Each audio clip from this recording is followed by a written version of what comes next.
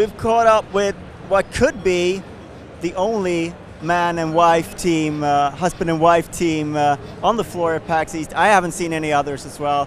We're here with the wife component to learn a little bit more about Legend of Dungeon, letting people play it here. What is Legend of Dungeon in a short, brief explanation? Yes, Legend of Dungeon is a roguelike beat 'em up in its very core. If you really compact the description, it's an action RPG beat 'em up dungeon crawl.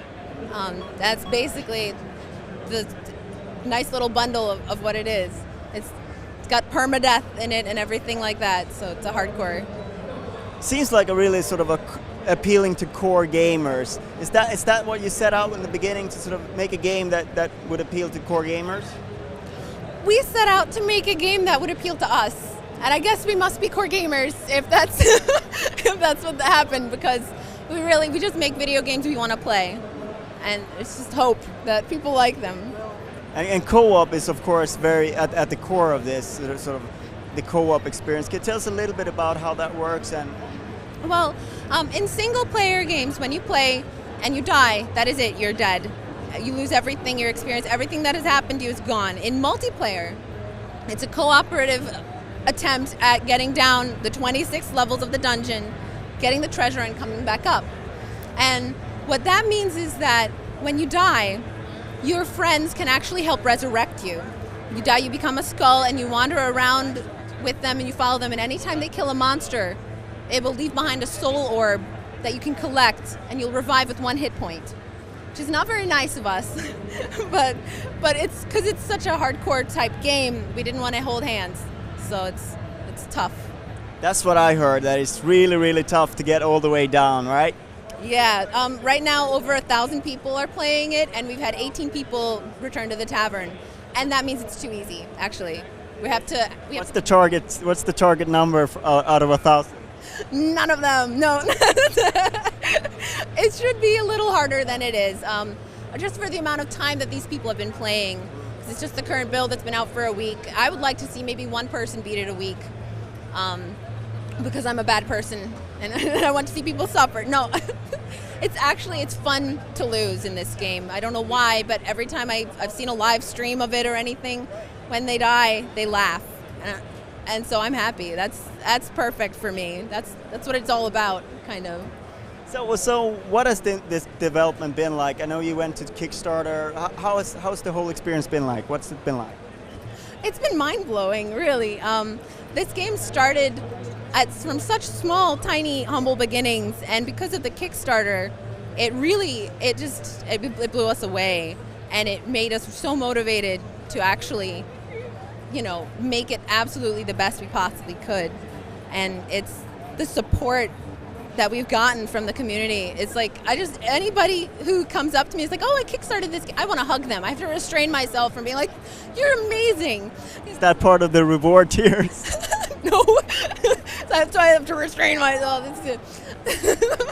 but it's amazing. And it's just been it's just the transition of going from this game being kind of, we actually, the reason that this game exists is because of some art that we found on Reddit. We found the art and we're like, this looks awesome, it should be in a game. And we asked them, he said, sure, you can take these and make it into a game. And we started posting screenshots of it, and everybody was so excited by these little screenshots. We were gonna just make it's gonna take a month. Here we are, 6 months later. We've been successfully funded on Kickstarter by over 600%. We're now in the top 20 on Greenlight.